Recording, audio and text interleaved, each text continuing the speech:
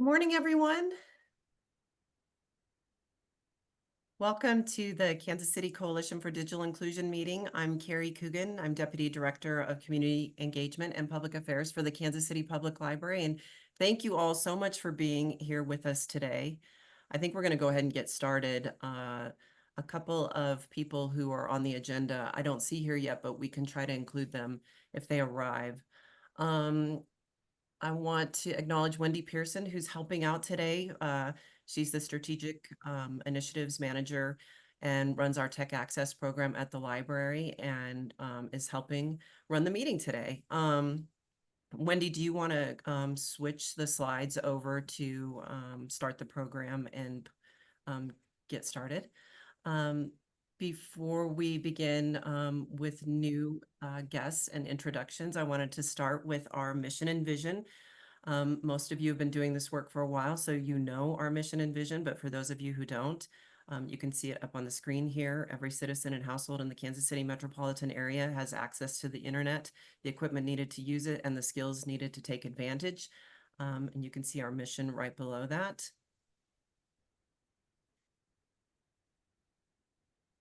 And ways that you can connect and be involved with the Kansas City Coalition for Digital Inclusion are on your screen as well. We have our website. We are active on Twitter/X, Facebook, and you'll see all kinds of ways to participate and tell us how you're doing the work here. And I think now Wendy's pulling up the agenda. Wendy, I did get a message from Adam Thorp of the Missouri Broadband Office who said that he somehow does not have the link. So if you could send it to me, that'd be great. Okay, great. So before we move to the agenda, it's up on the screen. It should be in the chat as well. I did want to open up the meeting for anybody who's new this morning. Would you mind unmuting and introducing yourself and how you heard about our meeting and why you're here? Anybody new to the call? Hello, can you hear me? Yes, we can hear you. My name is Paul Mooney. I got the invitation from Tom Esselman. You'll hear my accent that I'm Irish. So, Torme Banachty Nishiel of Galair. I bring you all blessings from the island of Ireland and all the ancestors. And I'm here working on a project called the Kansas, Missouri Fair Shares Commons. And while this culture was created on the Mayflower and all of the people who came over from Europe, I bring you older ideas from Europe called the Commons. So the Fair Shares Commons is a methodology which brings together groups and groups and which creates wealth, multiple types of wealth for all members of the collective. So they're ancient traditions with a new legal framework. The reason we're doing it is an LLC or a 501(c)(3), they all have limitations in ownership and property. And so the Fair Shares Commons is a way to co-create wealth and share the property, not only for ourselves, but for the generations coming. Thank you for the invitation. Great.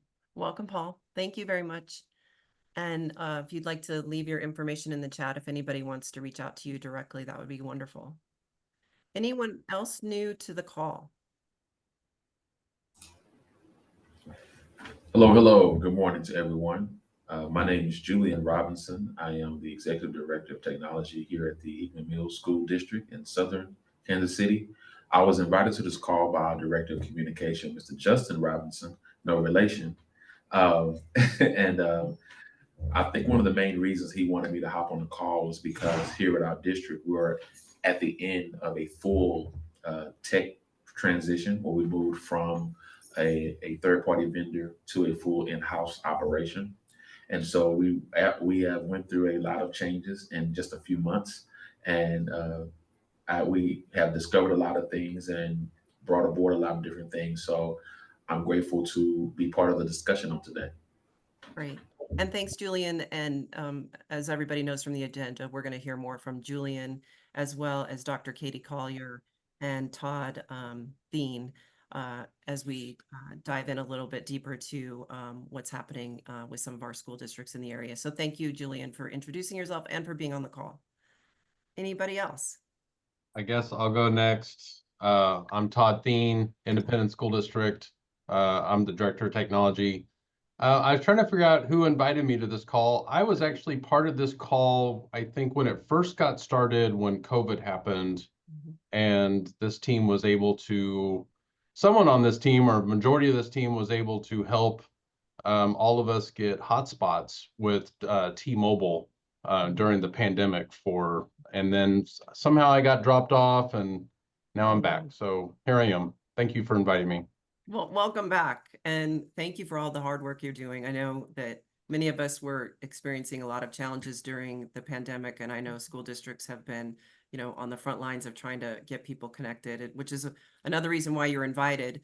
You were invited by the team here for the Kansas City Coalition for Digital Inclusion, mainly because we really want to start reaching out to some of our community anchor institutions like libraries, like school districts, hospitals, you know, just reaching out to the people that are really in the thick of it and seeing a large number of people who are really experiencing the need for services and for devices. So thanks for being here, and we'll hear more from you in the presentation.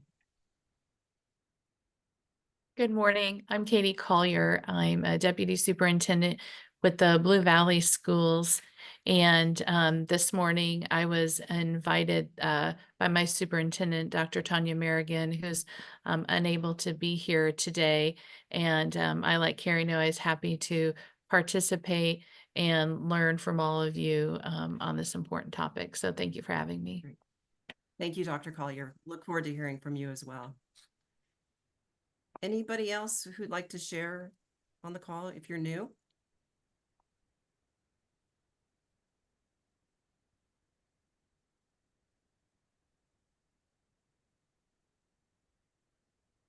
Okay, well, thank you all again for being here.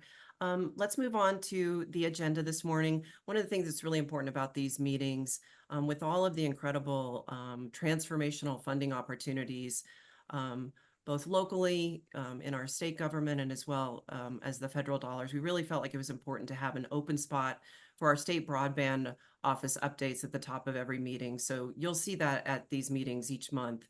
And they may or may not have something to update you on, but it's also a place for you to be able to ask questions if you have questions about opportunities or funding opportunities or just questions about what's happening in the space. So with that, I'd like to introduce Adam Thorp, who is with the Missouri Office of Broadband Development. Normally we have Dimitri Farthing here as our representative, but Dimitri is out this week, so Adam has graciously agreed to step in. And so Adam, can you share any new updates, what the office is working on right now that's important to this region or digital inclusion initiatives that we're all working on together? Of course. Very happy to be here. JR Dimitri will be back in the office next week, and then we'll have his steady hand again on the tiller. I'm the program manager for the IIJA Infrastructure Investment and Jobs Act funding programs at the Office of Broadband Development. That includes our broadband deployment program, our upcoming broadband deployment program, the Broadband Equity Access and Deployment funding, but it also includes Digital Equity Act funding coming through the state. I am sure JR does a good job keeping people updated about this, but we have our first round of capacity grants are open now.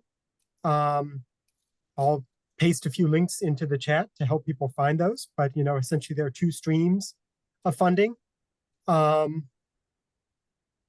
One stream sort of aimed at programs that have a statewide or at least nearing statewide impact, and programs with more of a local impact, with different levels of funding available. So we'll be taking those applications through December 2nd. We really appreciate anybody who can participate in that program. think there's an opportunity to use that to kind of kickstart some of this activity across the state. And if you have any questions, like I say, I'll paste some information into the chat to help people figure out how to get in touch with us if you've got questions, and some resources about how that program works. So Adam, quick question. Will you be linking where people can find out more information, exactly what you're talking about, just in case there's a chance they haven't heard about this opportunity? No, of course. Happy to answer questions, but also I will link to our guidelines, to where you should apply, and some other information we produced to kind of update people on the status of this program. Our office is also working on the deployment side. There certainly remains unserved and underserved locations marked throughout the Kansas City area. And just on that side of our programs, we have updated broadbandmap.mo.gov. So you can now see locations marked by eligibility across the state of Missouri. So there are roughly 200,000 locations they're going to be eligible for the $1.7 billion in BEAD funding that the state is going to receive. And I'll drop a link to that map at broadbandmap.mo.gov. But we have a new view of that map that'll help people see the end of our state challenge process, exactly which locations will be eligible for that funding for broadband expansion. Can you share my- briefly the opportunity that's currently open right now? Can you share who can apply for that? So it is a broad universe of eligible participants. We say community anchor institutions, local municipal government, local education agencies, nonprofit organizations, organizations with a connection to one of the covered populations in the Digital Equity Act. So that includes individuals with disabilities, aging individuals, people with learning barriers, language barriers, including people with English as a second language, veterans, and the incarcerated, and a couple of other additional agencies. And that will be in the guidelines that I'll post. But I think we've tried to keep it relatively open to lots of participation. Okay, sounds good. I'm going to open up for any questions that anybody might have for Adam on the call. Thank you, Adam. No, of course.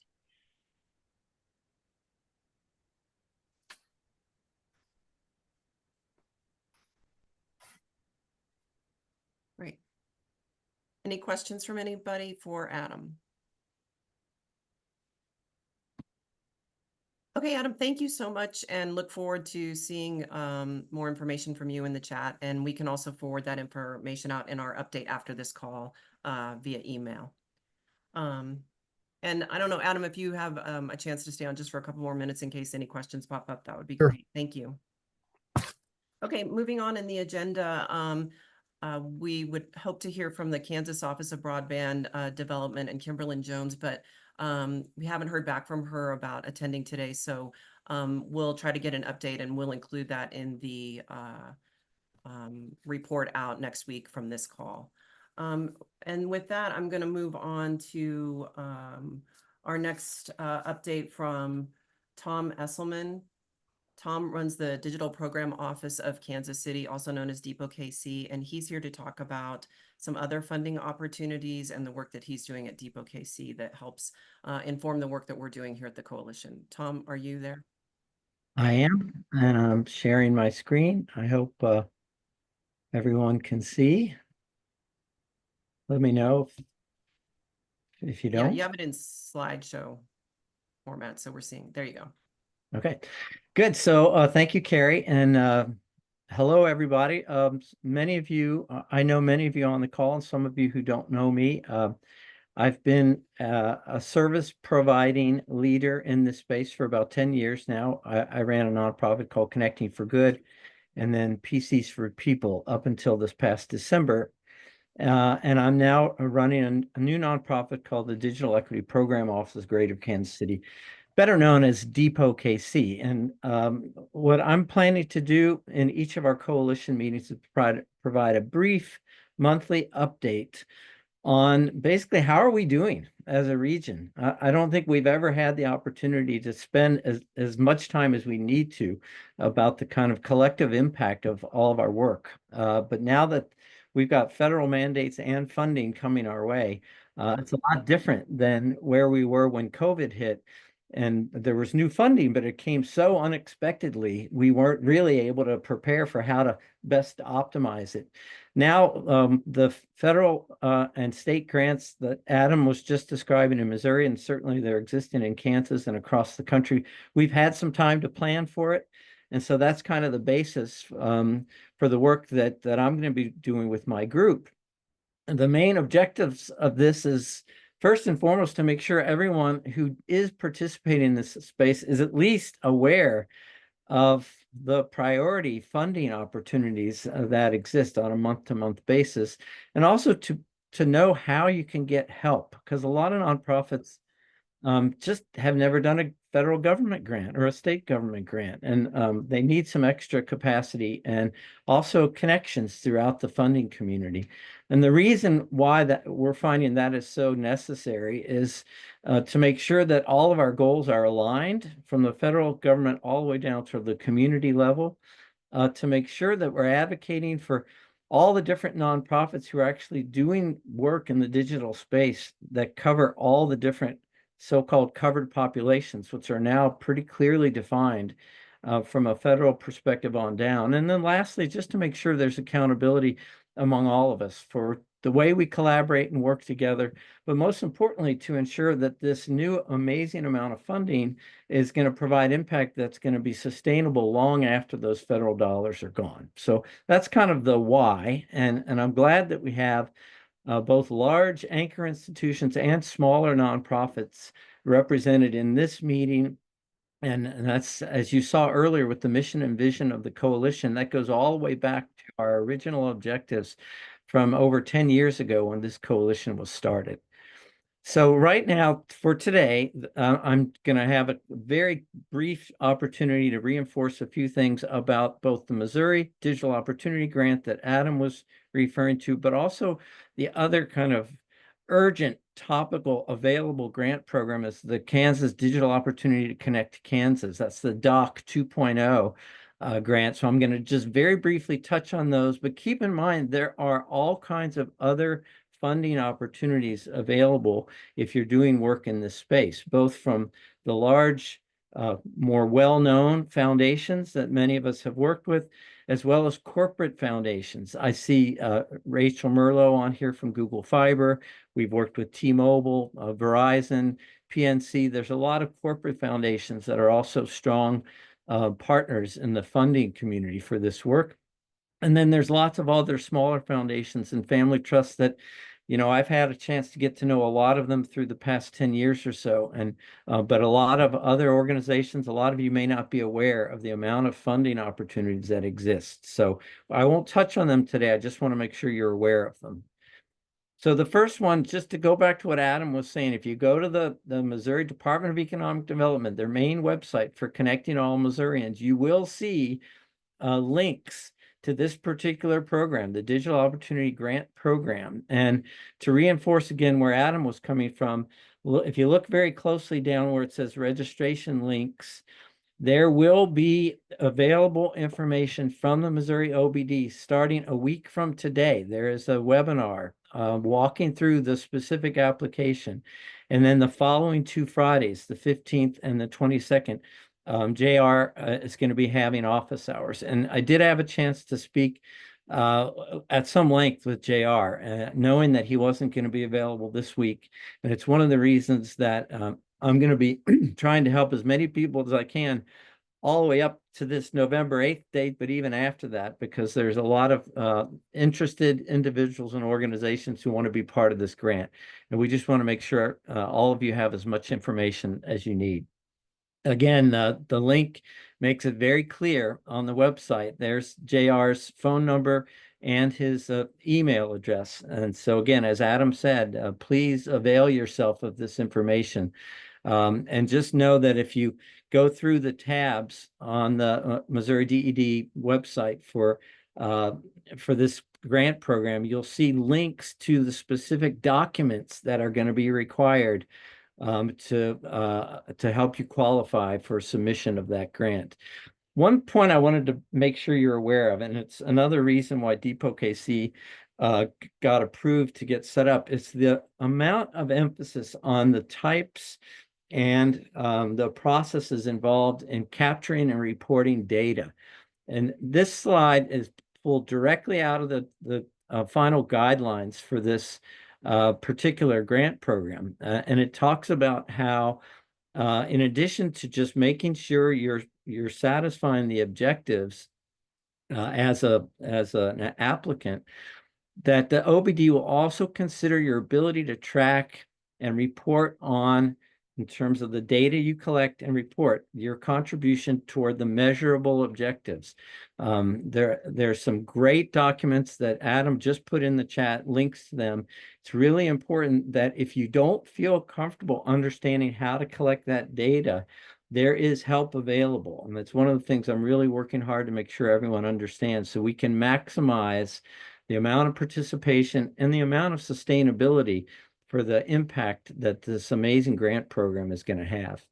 One of the things you'll see, not only this monthly report provide, but to other groups like the Chambers of Commerce and to groups of funding and other civic leaders, there's going to be regular reports that, as long as you're participating and sharing your needs, DEPO-KC is going to be collecting and reporting out on who's doing what, so that we'll always have a regular ongoing dashboard of how we're doing as a region, not only addressing the needs of each covered population, but in terms of making sure we're satisfying each state's digital equity goals. Last thing before I hand off to our next speaker, I mentioned the Kansas DOCK 2.0 program. That's open right now. The reason that one is so urgent is because the submission deadline is November 18th. Now, this is the round 2 of a grant program that is focusing on financial support for digital literacy training programs, devices that support them, staffing who helps to provide digital literacy training. It's a wonderful grant program. There were not enough applicants in round 1 earlier in the spring. That's why this second round is open. But if you're incorporated and providing digital inclusion services in the state of Kansas, you want to make sure to avail yourself of this grant opportunity, and I'll be happy to help you learn more about it. The ways that I can help over the next 3 weeks. I know a lot of you were involved. I did a webinar a week ago Monday, and we had 16 different organizations attend that, which I'm really grateful for. I've got a few sets of office hours already set up across the different public libraries, and this is main counties that kind of fall in the Mid-America Regional Council's footprint for the region. There's I think 5 counties in Kansas and 6 in Kansas and 5 in Missouri that I'm going to be focusing on. But outside of these office hours, I'm happy to meet individually or with groups, both over the phone, Zoom calls, Google Meet, you name it. I just want to make sure you're aware. This is my phone number, my email address. I am getting additional support to help me provide a couple of grant writers for those nonprofits who really just don't understand the process of applying for government grants. So we're going to soon be in a position to offer that kind of support for those of you who don't. So please, if you have any questions, if you need any support, just follow my good friend Tom Cruise's admonition. Help me help you. That's why we exist. As Adam was saying, these are big programs, and we all have a responsibility to make sure that as many people can participate in them as possible, because ultimately that's going to provide the best long-term impact for digital equity. So I'm going to stop sharing there. I know that was a lot of information, but I'll make it available through the work that Carrie and Wendy are doing, especially if you want just a copy of those slides. Okay, thank you, Tom. And want to open it up for any questions for Tom. But Tom, I mean, could you maybe just bottom line it a little bit? Like, what is the most pressing priority right now? Is it the Digital Opportunity Grant in Missouri? And are there any local funding opportunities that should take priority in terms of people who are on this call? Where should they be focusing their time and energy right now?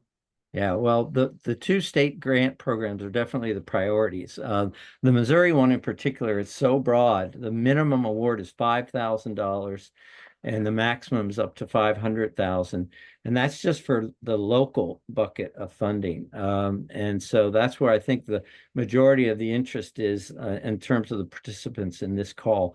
On the Kansas side, their capacity grant has not yet opened up yet. And so the DOC 2.0 program is the only one that's active. It's a great program, but again, that one closes on November 18th, whereas the Missouri grant closes on December 2nd. So it's not as urgent, but I would say both of them are urgent. Outside of that, many of you are aware the Kauffman Foundation has a number of different grant type of programs. The one that's open right now, accepting letters of intent, is what they call their project grant program. And that's accepting letters of intent all the way up until January 15th. And there's also a collective impact grant. But I will say that's really focusing on quite large organizations with a strong track record for managing multiple organizations across longitudinal periods. I think outside of that, Carrie, to your question, I mean, keep in mind I already mentioned some attendees on this call, like Rachel from Google Fiber. She's always been great about, listening to where there's needs. And if she can't help through the work she does, she's great at referring people to other organizations. We have the Health Forward Foundation that has open windows for grants. We have some of the other larger ones, the W.T. Kemper Foundation, and lots of information that I can help you connect with, and a lot of smaller ones. The Black Community Foundation has a Black Community Fund, works through the Greater Kansas City Community Foundation. And a lot of times it's just knowing someone you can connect with and form a relationship with that either works at one of these funding organizations or knows someone who can introduce you, because at the end of the day, the funding is there, but it actually goes to people based on relationships with real people, real individuals. I always like to say funders, they don't fund organizations, they fund people who they believe in, who are doing great work. And so in any of the ways that I can help you in those regards, that's what I'm here to try to do. Okay, and I have one more quick follow-up question for Tom and Adam, since you're still on, and because we're going to be talking with some representatives from school districts. As we think about partnerships and funding opportunities, in the next coming months or years, how should we be thinking about some of the state and federal opportunities as it relates to the anchor institutions we've been referencing, like schools, libraries, healthcare organizations? Should we, I know our school representatives will share more about this, but how can we all partner together? We have a lot of other organizations on this call, Ron Green, Ina Montgomery, they work directly with school districts. So how can we talk about grant opportunities from that perspective? Well, I'm glad you brought that up, and it was an oversight in some of my comments. But yeah, every one of these larger grant programs puts a special emphasis on partnerships and collaborative relationships that do two things. They allow for greater and broader participation of agencies that ensure coverage across all of the targeted covered populations. But number two, because the larger anchor institutions are more financially stable over time, and by aligning any of your digital programs with work that's already going on among a school or a healthcare organization or a library system, it gives the whole system greater confidence in the long-term sustainability of the impact of those programs. You heard a little bit earlier, one of the reasons I've been enjoying talking to Paul Mooney about the ideas around the Fair Shares Commons is kind of underscored by why it's important to look for ways to partner with larger anchor institutions, because there's a greater sense of collective impact. And so to your point, Carrie, one of the reasons we're spending more time talking to anchor institutions like the school systems is to find out in what ways is it even feasible and possible and to have a good community partnership if you're a smaller organization, because it's not an easy thing to do, but when it happens, the impact is exponentially greater and it's more sustainable over time. So it's definitely something that's being encouraged from the federal government on down in terms of the long-lasting impact of these programs. I wanted to give Adam a chance to chime in if you had anything to add to that, Adam. Of course, I would say both institutions in those categories that you mentioned, schools and libraries, they'd be eligible applicants for our program. But also, I think if there were a partnership where they weren't the applicant, but they were the place that the service was getting delivered, or some other sort of form of kind of collaboration, that would also be totally acceptable from our perspective. And it may, depending on how that was set up, it might provide some advantages to the program. Of course, we'd have to see the actual proposal.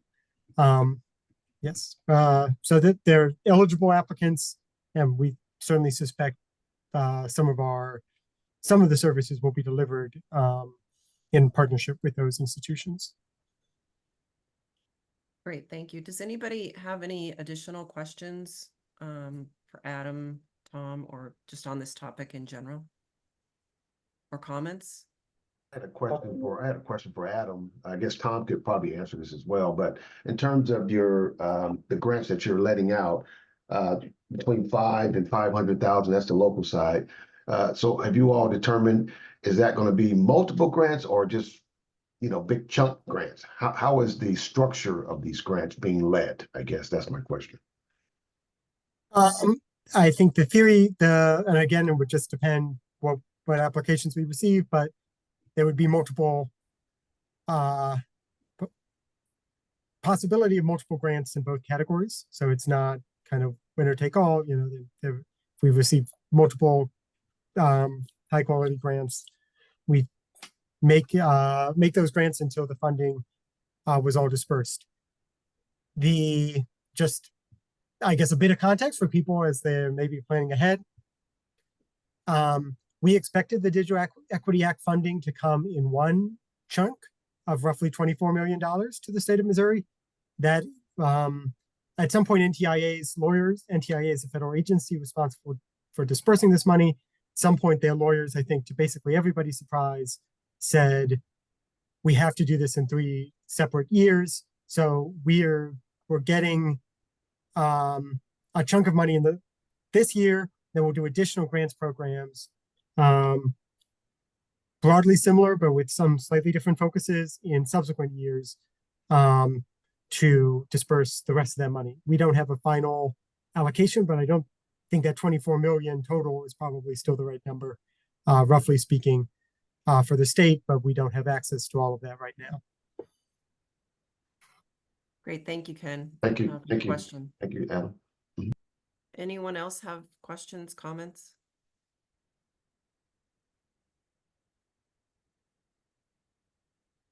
Okay, thank you, Tom, and thanks, Adam, for chiming in there. Moving on with the agenda, really excited to introduce someone many of you already know, Jerry Buckman, who's the Digital Equity Manager for the City of Kansas City, Missouri. Many of you know that who've been doing this work for a while, that the city had focused their energy working on this space. It was mainly Rick Usher who was with the city, as well as McLean Bryant. They've moved on to other positions, but Jerry Buckman has now taken over in this role for the city, and we're so thrilled to have him here to talk about what are some of the city's priorities right now and moving forward, with just a brief update. And again, Jerry is someone who we'll want to hear from more frequently so that we can get a sense of what the city's working on and where their priorities are with devices, access, funding, and opportunities that we can all share in together. So Jerry, are you ready? I'm ready. Okay, great. Okay, Welcome, so Jerry. good morning, everyone, and thank you, Carrie, for the introduction. Good information from both Adam and Tom. And so on the Kansas City level, and you guys can hear me okay, right? Okay, all right. Yeah, so on the Kansas City level, just a brief background of the Kansas City, Missouri Digital Equity Office. We are offspring of the pandemic. Going a while back, Carrie mentioned both McLean and Rick Usher with the city around 2017. They worked with Kansas City Digital Drive to draft a digital equity plan for the city of Kansas City. Prior to that, Kansas City didn't really have an official digital equity office. Again, we're offspring of what transpired during the pandemic. And the Adam mentioned the infrastructure, DEA Act, and the ARPA money that came down the pike. We saw that we needed to kind of make a digital equity office official. So since then, what we've done quite a few things. We've spent some ARPA money on enhancing the urban core infrastructure. We work with other Kansas City area community organizations to service folks that have been traditionally left out of the digital equity or the digital economy. And so since then, so we've been official for about 1.5 years now. And since then, I'm gonna move to my next slide. Since then, what we've done is, and our mission, our objective is really simple. The Digital Equity Act states that, their objective is to make sure that all Americans have access to high-speed internet and participate in the digital economy. And with that, our mission is to carry that out in the Kansas City, Missouri area. So since then, I've mentioned that we've been in official operation for about 1.5 years. And since then, we've worked with community organizations such as Essential Families, has been a primary partner with the city and what we've done is we have served approximately 600 households that meet the covered population criteria, with providing them with computers in the home, computer skills training, and assignment of a digital navigator / case manager to assist and guide in internet access, high-speed internet access, and additional skills training. We are also in the process of completing a renovation of the Garrison Community Center Computer Center in the Gwinnett neighborhood in the East Bottoms. We partnered with Literacy KC, Google Fiber, Tom mentioned Rachel, and Urban Tech, who will be providing on-site training and certifications at the community center. We've also participated in back-to-school activities where we've distributed over 200 laptops, tablets, and hotspots for students in grades K through 12th grade through Operation Backpack through the 5th District, Tour de Pool through the 3rd District, and Project 10 Million with T-Mobile. So with that, going forward in 2025, of course, we are actually, and again, Adam mentioned and Carrie spoke about the Digital Opportunity Grant coming down the pike through the state. We've also applied for the competitive grant through NTIA for additional funding, and we're looking at other funding opportunities to participate as well. We've got a lot of stakeholders that we have developed partnerships with that are on this call. And so going forward into 2025, I am also in the process of presenting my budget for 2025 to the city manager and the mayor, where our most immediate goals would be to serve 700 additional KCMO covered population households, renovate more community centers and centers for community action networks, and provide resources for all Kansas City area K through 12th grade students to access high-speed internet. One of the other things that I'm including in my budget presentation is funding to promote community organizations, anchor institutions on their initiatives and their services for folks that really have a barrier to internet, high-speed internet access and participation in the digital economy. So those are our goals coming up. I kind of went over some of the activities that we've been participating in with our stakeholders and partners. And yeah, so that's pretty much the Kansas City Digital Equity Office update today. Thank you, Jerry. Thank you very much. I really appreciate that. And as I mentioned, we're going to be hearing more from your office and asking you to be a presenter in one of our coalition meetings the first part of the year to just maybe dive a little bit deeper. But you've covered a lot, so I just want to open it up to any questions that anyone might have for Jerry regarding the city's focus and priorities now and going forward. I see Leslie has her hand up. Leslie? I was excited to see the Eastside Can Center open up. You mentioned can centers in your presentation. I was just curious if the Eastside Can Center was one of the areas that you were looking at a new computer lab. Absolutely. Yeah, really, we're taking a look at all of them. But yes, the Eastside Can Center did come up in a conversation not too long ago. So it is on our list of can centers that we would like to invest in and starting a computer center and providing resources through the can center. I hope I answered your question, Leslie, but I need to backtrack a little bit. I also want to mention DEPO-KC. Tom had talked about, you know, what DEPO-KC's objectives and missions are, and one of the partnerships that we've developed is trying to put together and develop and communicate to all of the organizations in the digital inclusion arena an overall comprehensive assessment program so that we can collect accurate data. I know that working with essential families, we've had access to a lot of critical and good data to be able to target who we want to serve. So we kind of want to promote that. I mentioned the promotion that Kansas City wants to, the City of Kansas City Digital Equity Office wants to sponsor for all the organizations in this arena. So yes, I mean, just a lot to your point, Carrie, there's a lot of activities that are going on, and Kansas City wants to be a support system as well as an investor, and with the overall mission of, again, connecting, making sure that all Kansas City residents have access to high-speed internet and are included in the digital economy. Great.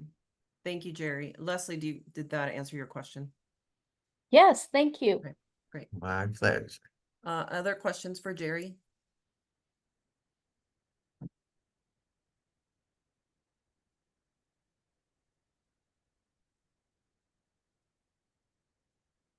Okay, great, Jerry. Thank you so much for your time and all the work that you're doing with the office and representing all of us and the people who need these services. Thank you.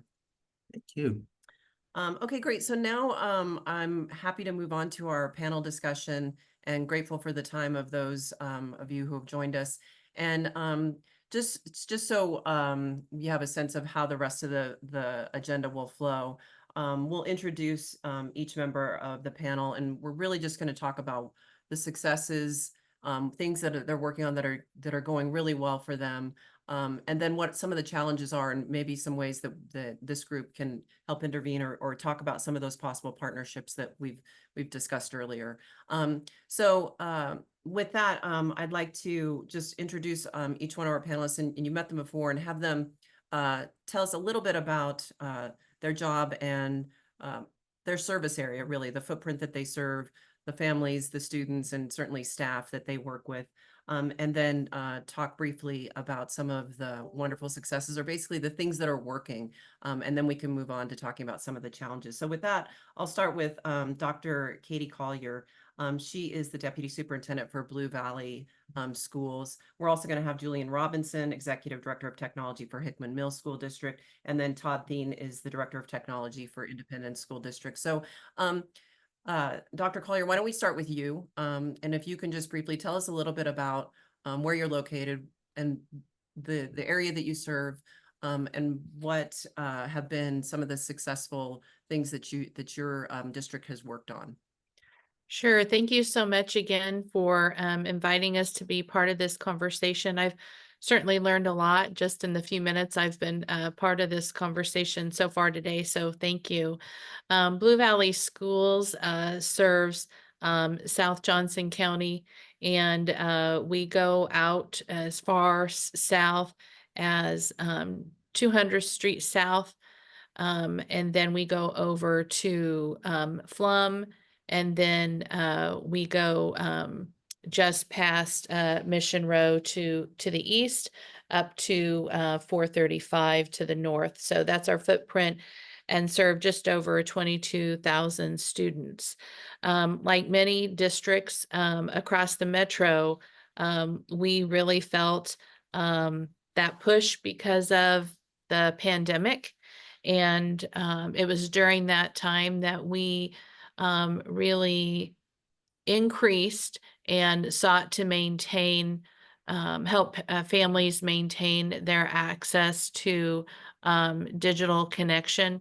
We have an increasing dependence upon digital tools, really from kindergarten all the way up through 12th grade. So our kindergarten through 5th grade in our district, we are 1-to-1 in the district, but our K through 5 students do not take those devices home. Our middle and our high school students do take those devices home.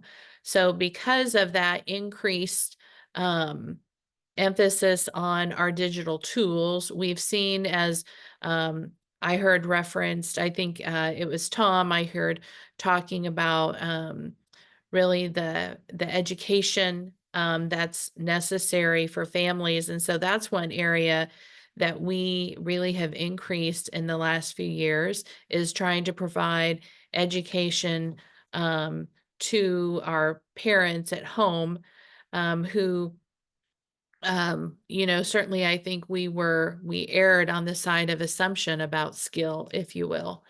And so through our learning have created a help desk format, if you will, where we will have individual or group sessions with families, students and families, to provide education on some of our digital tools.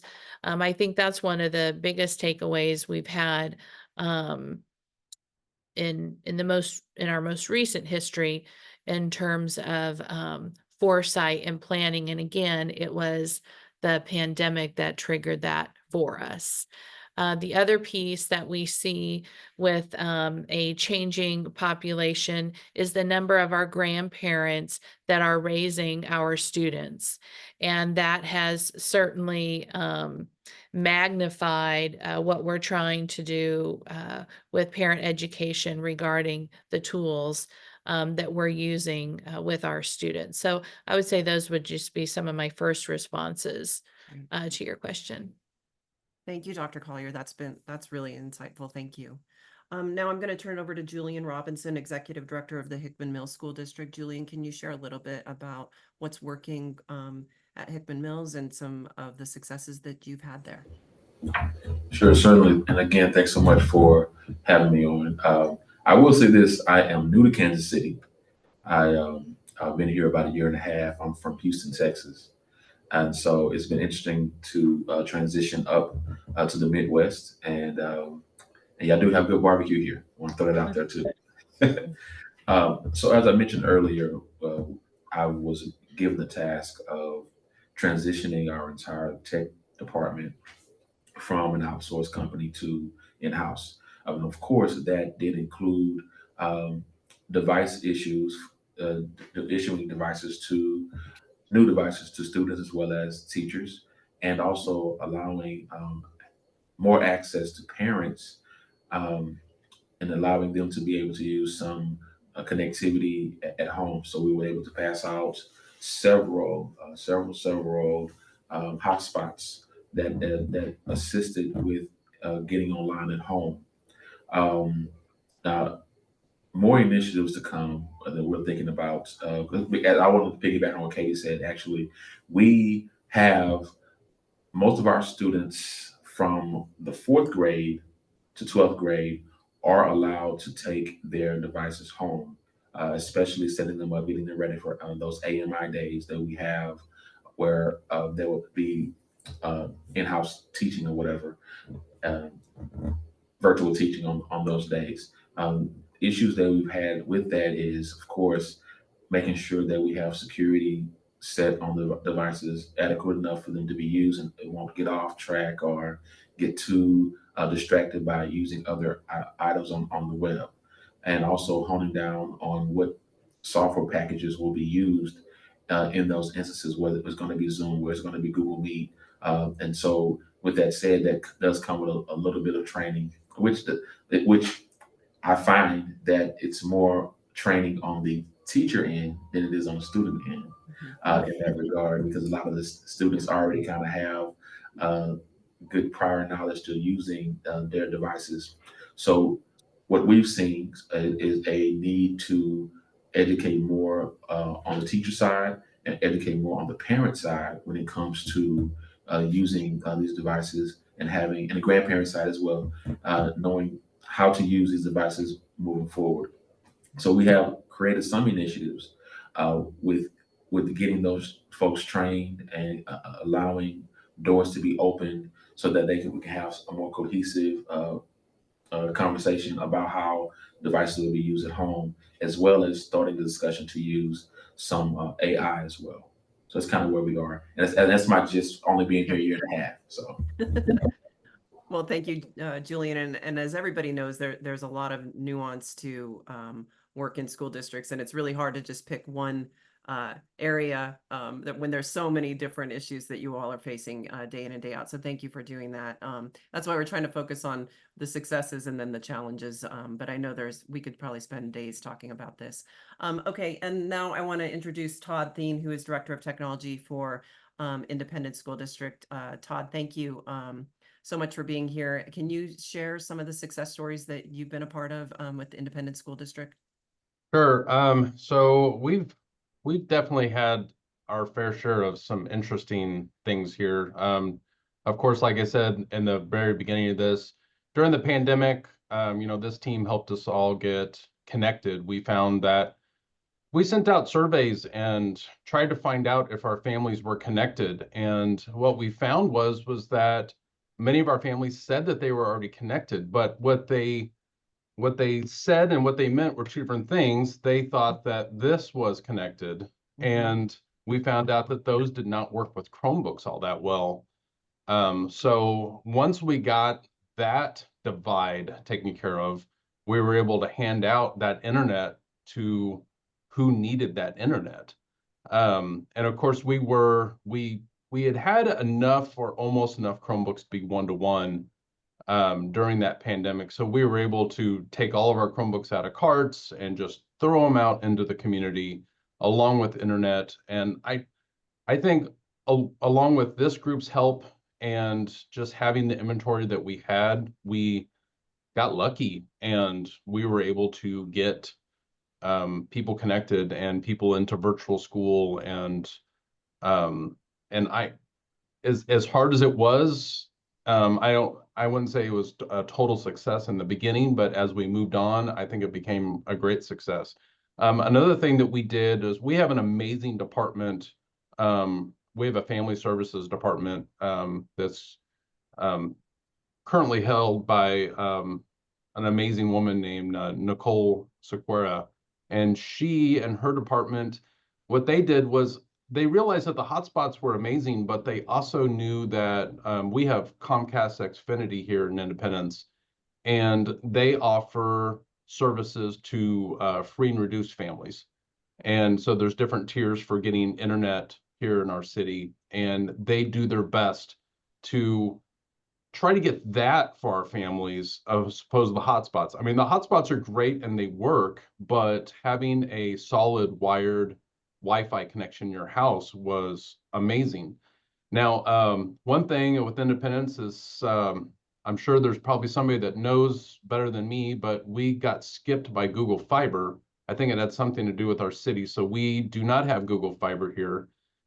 We are getting AT&T fiber, and it's very sparse around the city. Actually, they're tearing up my neighborhood right now as we speak, and putting in this fiber. So as that becomes more prevalent, I'm hoping that we can do some deals with AT&T and maybe get some different services with them as well. But I will say that during all of that, and the Chromebooks and the internet and all that, it's kind of around here kind of backed off a little bit. We are a one-to-one district, but after the pandemic, we stopped sending Chromebooks home K through 5. And up until last year, we have stopped sending them home 6 through 8. We found that we were losing about anywhere between 15 and 18% of our Chromebook fleet each year by sending them with middle school students. So we actually had to back off on that, and we just send them home 9 through 12. So because of that, we were able to keep track of our devices better. I hate it, and because I think it's amazing to have that technology at home, but also from just trying to maintain a fleet, it worked out better for us. Now, currently, we still help our families out as best we can with our family services department, try to get them the actual high-speed internet in their homes. When families don't have it, we still offer hotspots. We have a group of people in the district, and I thought this was just everywhere, and I've been here forever, and I didn't know this. I'm so embarrassed, but we have a group of social workers that we call FSLs. They're family school liaisons, and I thought that was just something every district had, but I guess districts have social workers, and these are like social workers, but they don't require, I guess, a social worker degree. And so what they do is they go out in the community, and I know lots of them, and they were amazing people. And they report into us, hey, we have a need for a hotspot here. We have a need for a hotspot here. And so I actually have still a large collection of hotspots that we obtained from the pandemic. And we just, we activate probably, at any given time, I see 3 sitting over here on my desk. They're ready to go. And when the need arises, we just hand them out. I just make sure that I have enough money in my budget every year to cover. I usually budget for about 50 of them. And that's generally about what I hand out every year. So whenever the need arises, I just make sure that we send it out. The family school liaisons, they do the legwork for me, and then we ship it out to them. Usually, sometimes the families will come pick them up, but a lot of times our FSLs will actually go and deliver it right to them. We've also done deals with some of the organizations around town where they were just like, hey, can we get 5 or 6 hotspots? Because we have families that are staying here, and we can't mention who they are because of different, privacy things. And we're like, yeah, sure, here, so I have to say we hand out a lot of hotspots around here still. And I think that's kind of been our success on that. And I've been lucky that my administration just allows me to provide that money and provide that service. So I'm really thankful to that. But anyways, I hope that's what you needed. Yeah, that's good. Yeah, that's I know great. I get a little long-winded sometimes. No, and it sounds like you had your own built-in digital navigator system already in place through the program that you mentioned, because they were able to go out and help with digital needs. I'm curious for all of you. I mean, did ACP going away affect your families in terms of affordable devices and affordable connectivity? Have you experienced any fallback from that? We haven't, Okay. obviously, but Yeah. Okay. there's some new stuff that's coming out too. We're not taking advantage of it yet. I have a feeling it'll probably come in the next couple of years, but the E-rate program, oh, I'm sorry, Tom has raised his hand. The E-rate program through the school systems really helps us with our connectivity and getting Yep. wireless everywhere. I'm getting more and more wireless that's outdoor. I would love it if we could just light up the entire outdoor of all of our schools, and then, you know, kids, if they at least could just walk over and, Right. you know, whatever. But they're offering this year, they're offering Wi-Fi on buses. And that's, like I said, it's not something that we're doing this year, just because we don't have a large group of students that go home, and plus our bus rides aren't generally as long. I think it's more of a rural thing, where the bus rides are an hour or hour and a half long. But that's one great thing, that through the E-rate program, they are offering that internet in the buses. I don't know if anyone is aware of that or not. So Yeah, that's great news too. And we feel the same here at Libraries about E-rate. It's been a wonderful resource, and hope that it can continue to grow and expand. Tom, did you have a question? Carrie, before we get to Tom, we also had a question from Leslie in the chat. Oh, great. Something that we face at the library as well, since we do a lot of device lending. Leslie asks, when they were doing the IASP, the Internet Assistance Program, you know, they were getting a lot of questions about tech help, you know, troubleshooting problems with the devices. And do you have, you know, any services or solutions in place to manage those issues among your students and families? So I'll just speak here real quick. When we did do the pandemic, and still to this day, we did something crazy. We offered a help desk for our parents. We threw a different number out there, advertised it like crazy. And we do still have a little bit of virtual here and there. We still do that. We are still running Canvas. It's a great tool. But yeah, so as far as independence goes, I have to say it doesn't get called that much anymore, but it's still out there and it's still available. And I have somebody that answers the phone still. It goes right to their office. I can tell you exactly who it is. And if they don't answer, it rings to my next help desk guy. And if they don't answer, it rings over here to my phone. Wow. And that's something that we still try to help our families out with as much as we can. Like I said, they don't seem to call too much anymore, but that was one thing that we tried to do, was just to offer as much help as we could. Great. We too continue to offer a helpline. Parents can go on our district website and submit a help ticket. And so we did, not to the extent that we did during the pandemic, but we will still get some requests on device repair suggestions, etc. And if we're able to assist, we do. One of the conversations we've had is, how do we connect that need to student learning and growth opportunity? And how can we work to train some of our students on some particular skills and interventions when it comes to device repair, and tie that to a course with a credit opportunity for our students? And so we have had some of those conversations as well. That's great. Thank you, Dr. Collier. Have you had much interest in that particular course? Like, we've tried to offer that for years, and I have one classroom at Van Horn High School that expresses interest in that, and they like to repair my Chromebooks, but I can't seem to find my students. They don't want to do that. Mm-hmm. So initially, early on, yes, we had several. We started it actually at a middle school level and looked at what the interest was there. And so the interest really was pretty high across all of our middle schools. And then we looked at also tying it to a high school course, a little less interest there, but the middle school interest level was highest. And our thinking was that they're going to want to advance their skills and they'd matriculate up through the system and help build it that way. Well, I'm going to take your advice, and I've not reached out to the middle schools. Maybe we'll try that and see if that is a winner. So yeah. All right. That's Thank so you. great. That's wonderful. That's what this coalition is all about, sharing information and partnering together. So I'm glad to make the connection. Also, I think it's so interesting that it was the middle school kids who were more interested in doing it than the high school kids. You've got to catch them young. Yeah, right. Tom, did you have a question? Then I think Leslie has another question in the chat, and then Sure. we can get on. Yeah, quick.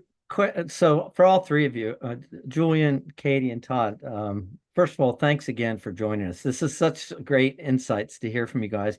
All three of you mentioned in varying degrees the needs that you discovered since COVID of the families of your students, beyond just the students. In fact, the students probably are the ones who are most digitally capable of all. But also, and Julian mentioned this more than the others, but with all this new funding that's available, Julian made a comment that kind of mirrors what we heard from a month ago. We had a bunch of library representatives on, and they talked about the need to spend new funds to help train their own staff.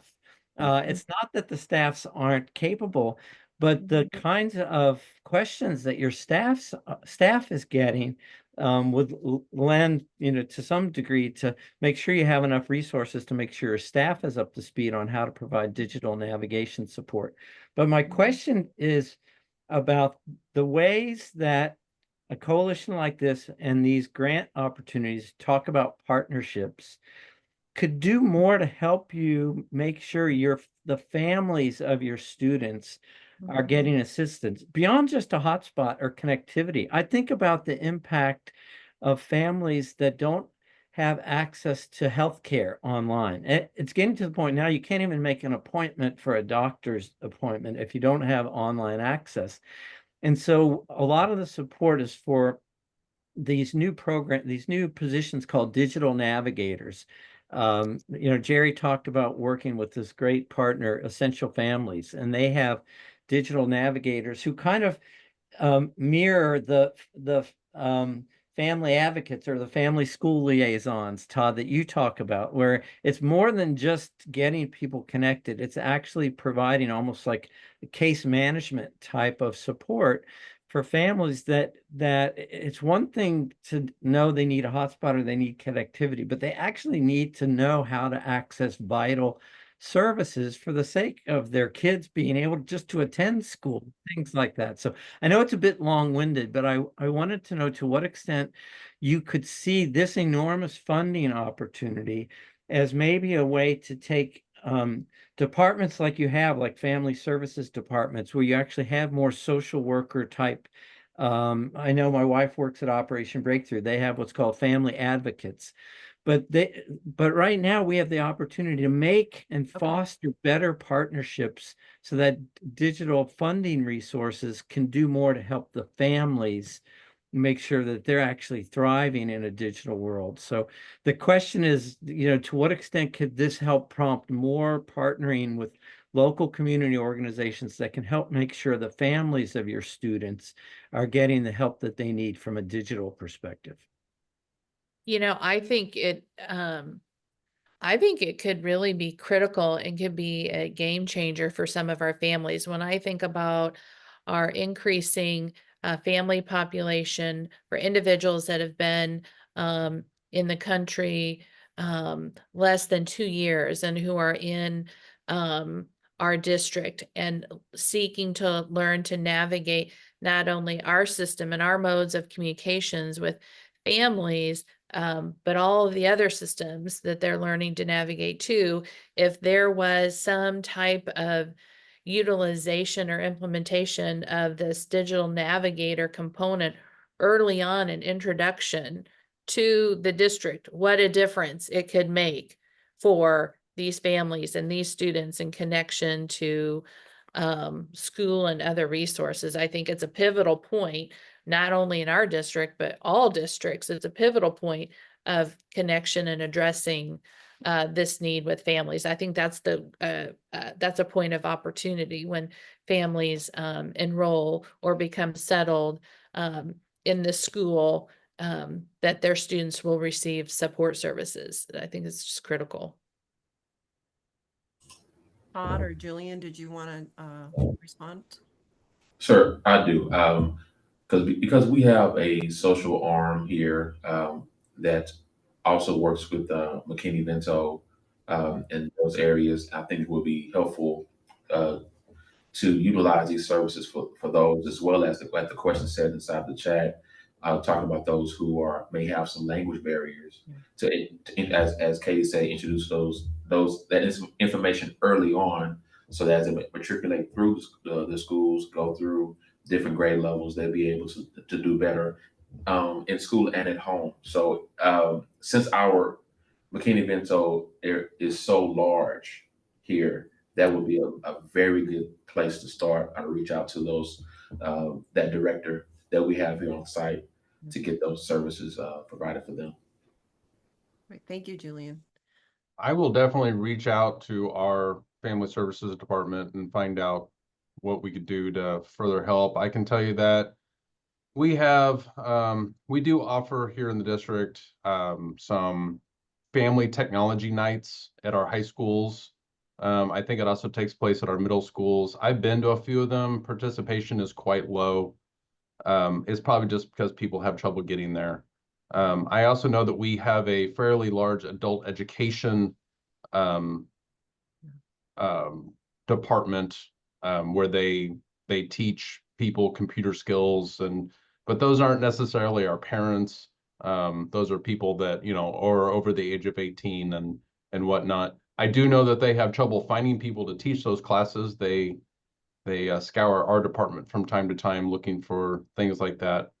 I am going to speak on this question that Leslie Scott had down here, and I think a couple of you mentioned it, and that is tech support for parents who don't speak another language.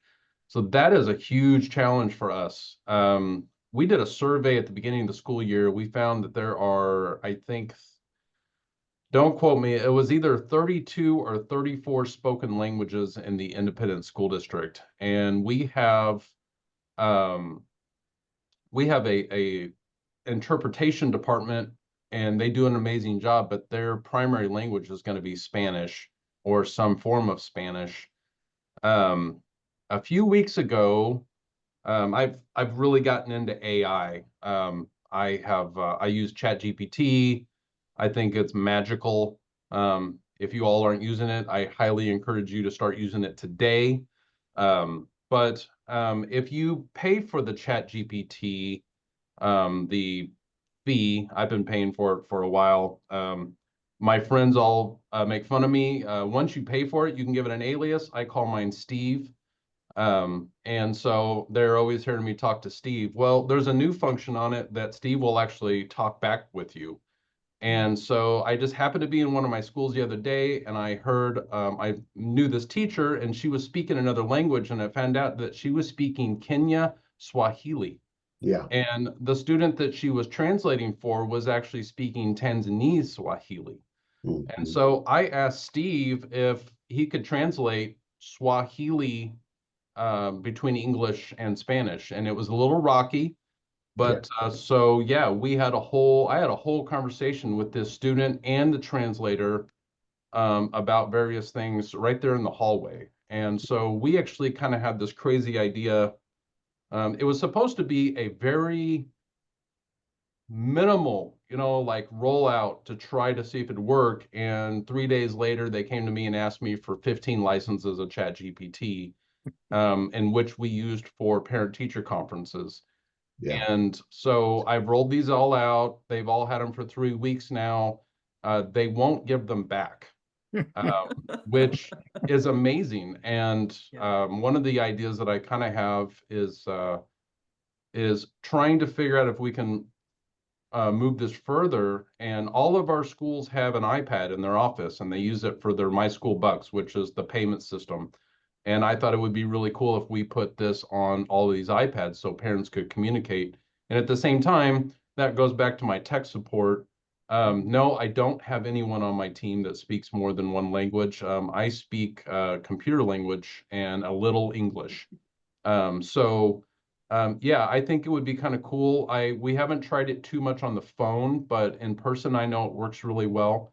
But that is one thing that we are playing with quite heavily, is using artificial intelligence for the language barrier. Yeah, That's great, Todd. That's an incredible story. That's gonna happen. I'm gonna be thinking about that all weekend. I want to go to Rachel Merlot, who's been waiting patiently with her hand up Sorry. from Google Fiber. Thanks, Carrie. Two things. Tom, the idea of these digital navigators in schools is really, really helpful. I consider myself pretty digitally literate, and I have regular nonstop access to the internet. I also have an elementary school kid. We've been in an urban district and now in a suburban district. Getting through the online enrollment process is very tricky. Getting everything submitted we need to. There are no less than 6 different platforms we have to use to look at grades, to report a late arrival, to see what he's going to eat for lunch, to put money into his school account for lunch. Everything has a different app. And I find it difficult to navigate. So I think other parents who are in different situations would be even more frustrated than me. So I love hearing how we can be more thoughtful about trying to extend services, because I don't think these platforms are going to become any more user-friendly or integrated. And I did want to clarify, Todd, you mentioned Google Fiber overlooking Independence. We signed an agreement with the city last year. We started our build this year. There is a hut placed. We are lighting the hut. You'll see construction beginning in the neighborhoods next year, and it will last a few years. So, and then Independence unlocked us to go even a little further east. So Blue Springs will follow. If we want to touch base in 2025, Todd, and get to know each other a little bit, that would be great. Thank you. Thank you. Thank you. Thank you. Thank you. Rachel, thank you so much. I knew that you were on the call, and I did not want to put you on the spot, and then here you came with the answer anyway. So thank you so much for that. And really great information, Todd. I think Ken Yancey, you have a real quick question. Real quick question here. I was trying to figure out how to raise my hand, but there's too much going on. Anyway, Todd, your experience with this voice translation, we're currently working on that. I am an AI developer. So what you just described, it's been around for about 5 years, but what I'm seeing is that the government, they get it first, right? And they actually pay for it to be developed. They push it down to universities. So to see that you're using, I think is fantastic. But my overall question is, would you be interested in being a part of a pilot? Because I'm also an AWS fellow, and AWS and Google is making that happen, that AI, generative AI. They're using a form of what we call neural networks that's tapping into the audio stream of devices that will translate. So it's a high level of Google and Amazon. They finally working together, right? You know, they finally shook hands, right? Because they were buying each other anyway. So I just want to know if you'd be interested in a pilot. We have a pilot coming up in about a month that's going to put real-time voice translation on our streaming platform. And we're going to kick off with about 11 languages. And so just looking for a pilot, looking for someone that want to be a pilot with us. Yeah, I'm highly interested. That would be great. We've looked at some different translators. There's some that you can get, they look like a phone and they go on the network, and some of them do okay. We also use my until I hooked my wife up with ChatGPT, she was using Google Translate. Yeah. And it seems to work okay. But I mean, it's better than nothing. And the ChatGPT isn't perfect by any means. One thing we did find, this is kind of humorous. I hooked up one of my associate superintendents because they wanted to have a meeting with a parent, and he laid it all out. We're having a meeting for blah, blah, blah, blah. This is an IEP meeting. And ChatGPT came back and said, I'm sorry, this sounds way too involved. I'm not allowed to talk about that. And so we actually, he called me up and he goes, it's not going to let me translate. I'm like, don't give it too much information. Just be simple. Just ask for a translation. So yeah, That sounds really great. Yeah, definitely. I'll put my information in the chat. Great. We'll have your whatever. contact. Yeah, I guess I'll another get your good contact connection. And information. Ken, you can Yeah. reach out to Julian Robinson and Dr. Katie Collier. They're also on this call. They might be interested as well.